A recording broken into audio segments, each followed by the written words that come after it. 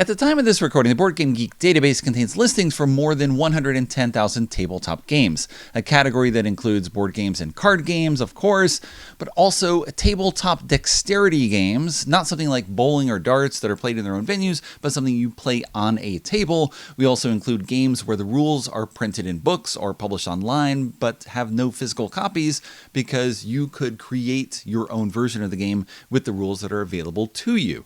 One thing we do not include in the database are puzzles. The dividing line between puzzles and games is sometimes difficult. In our definition, what we use on the site is if something has a condition that is set up and is the same each time you play through it with no variability, no randomness, no win-loss condition, no way to score, it's a puzzle. So something like the Rubik's Cube or Rush Hour or crossword puzzles, things like that are puzzles because they have the same setup, or at least the Rubik's Cube, of course, will be different each time you do it, but you have some sort of algorithmic solving pattern that you can do to reach the end state, and there's no time limit, there's no scoring, there's no anything like that. It will be the same, roughly the same, each time you do it. So we do not include those items, but of course, it's tricky because many puzzles can be made into games, often by just giving each person at the table a copy of the puzzle, and then you race to do something first. Now it's a game. You have competition. You win. There's a bonus for finishing first. You get more points, or you get some other thing that is going to affect you. You have magically transformed a solo puzzle into a multiplayer game. Now, of course, there can be solitaire games as well where you have some sort of random element to it where it affects things differently. You can't just do the same thing to get to the finished end state. Or you have a score for how well you did something, whatever conditions you met. So you got this dividing line between puzzles and games. And some people are frustrated, why can't we just open that door a little bit more and get puzzles in? But puzzles have a very different feel from games. Even if you're doing the same thing, you're doing it against more people, and it has a different feel. And you can see that in action with Chili Dice. This is a game by Andy Daniel, published by Amigo in 2020. It's a 1 to 4 player game. You can play it on your own, but you can also play it competitively. Now, Andy Daniel is the publisher of Spicy Dice, designer and publisher of Spicy Dice. It's a set of 4 games that use a special set of D6 dice, where you have 6 dice, and on each die, one of the faces is red. So you have a red 1, a red 2, a red 3, all the way up to red 6, and you have 6 dice, and you would play these games with these dice. Now, Chili Dice uses the same idea behind the dice, the same set of dice, where you have 6 dice, and there's a red face on each one of them, but it's a new game that was not included in the Spicy Dice set. You can play it if you already own that game, or you can buy this and you can play the other games that are in Spicy Dice, although that includes 4 set of dice. So you have to buy 4 copies. Maybe. I'm not exactly sure. Let's look at how this works. Here are the components of Chili Dice: a set of rules, a score pad, and the 6 dice mentioned earlier. If you look at the score pad, you might say, this looks very much like Yahtzee. And in a way, yes, it is. You're going to be rolling dice combinations, scoring for those combinations, and whoever ends up with the most points wins. It has 2 main differences due to the way the game progresses and due to the red faces on the dice. So on a turn, a player rolls. They're going to get something. If you roll a red die, you can flip that to another face in order to get a better combination of things.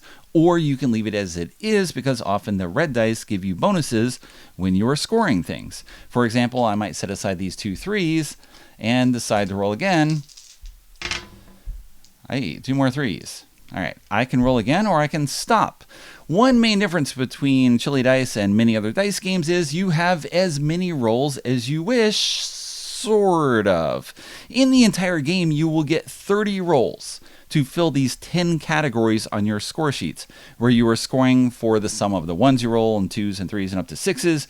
You're rolling for red faces, you're rolling for a straight, you're rolling for Pasch, which is a German term that I do not know the translation of, but you have to have no singletons. So if I had 4 3s and 2 4s, or 2 sets of 3s, or 3 pairs, then I can score for Pasch with me scoring for the sum of the dice.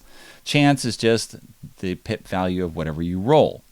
So I can stop here for threes, where I have 4 threes, which is worth 12 points. However, if you have the red die when you are doing the 1 to 6 numbers, you double it.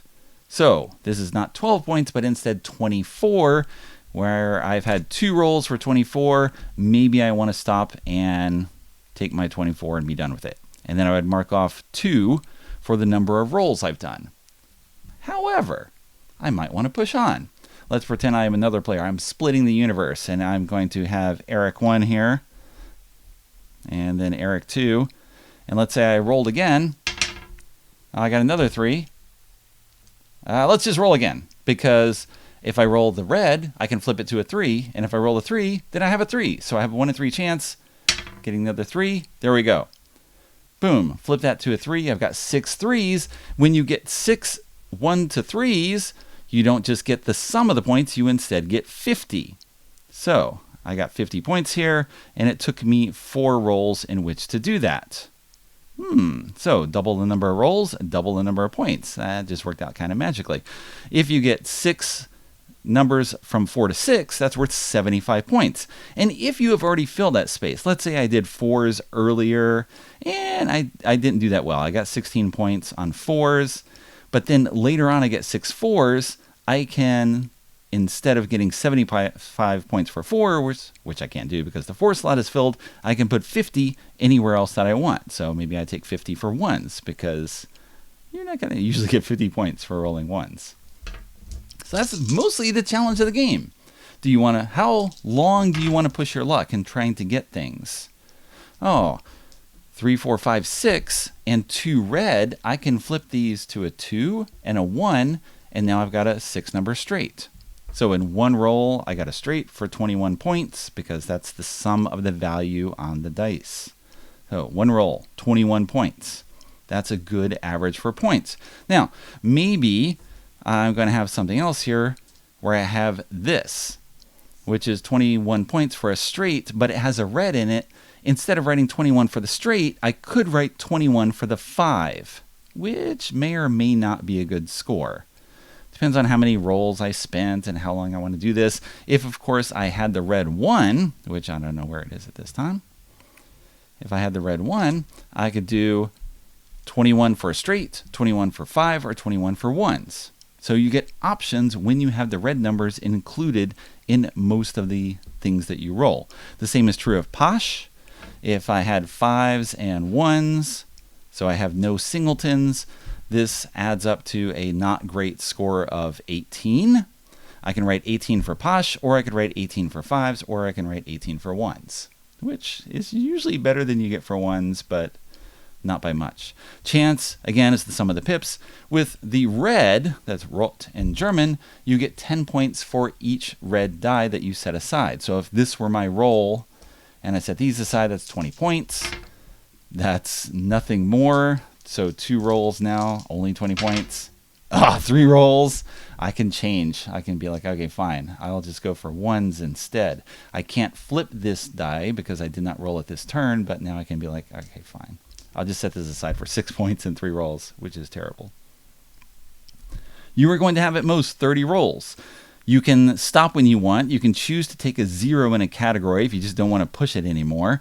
You still mark off all the rolls you do. Any rolls that you have left over at the end of the game are worth 5 points each. So there is a value in not rolling continuously, but maybe you could do better if you did roll.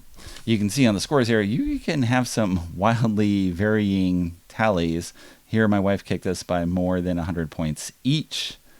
With a 100 roll, if you get all 6 red dice, that's 100 points in the red category, or 75 somewhere else.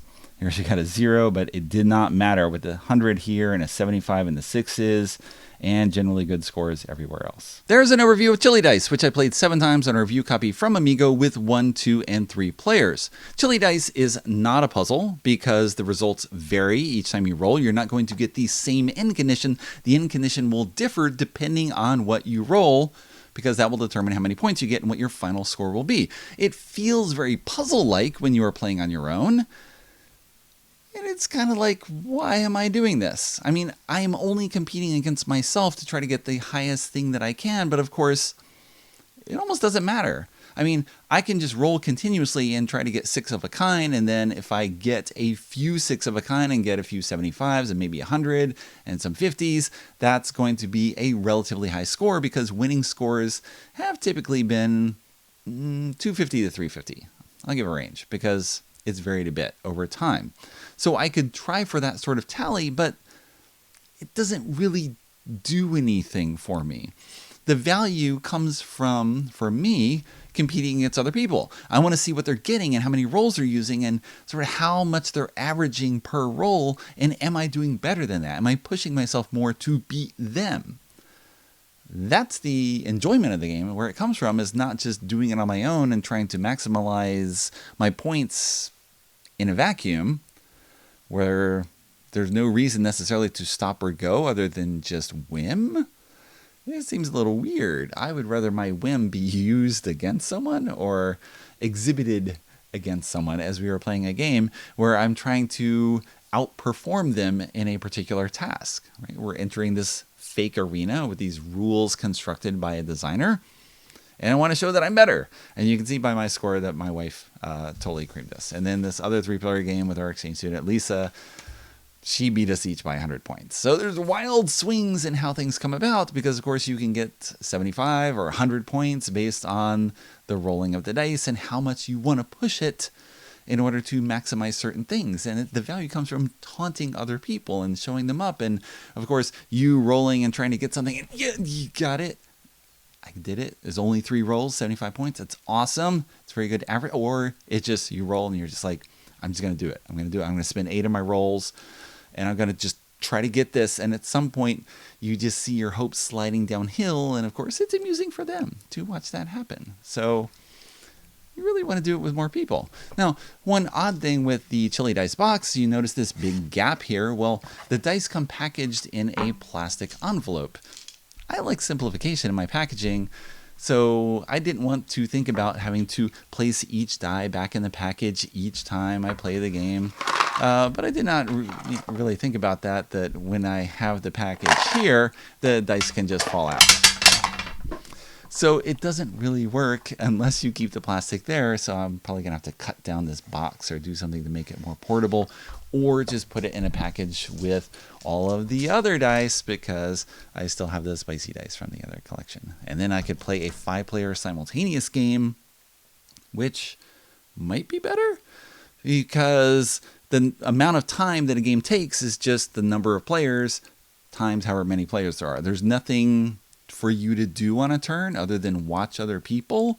Maybe we can introduce some sort of speed element where people are rolling continuously and trying to write things down and do the score, and you get some sort of bonus if you're finishing first, which gives you an incentive more to do things faster and take risk or not take risk, as the case may be. You can figure out what works best for you. So there's different ways to play potentially in the Martin homebrew of chili dice combined with spicy dice, which you can try or not as you wish, or just play the game as published, possibly keeping the plastic package in order not to have things fall out on you.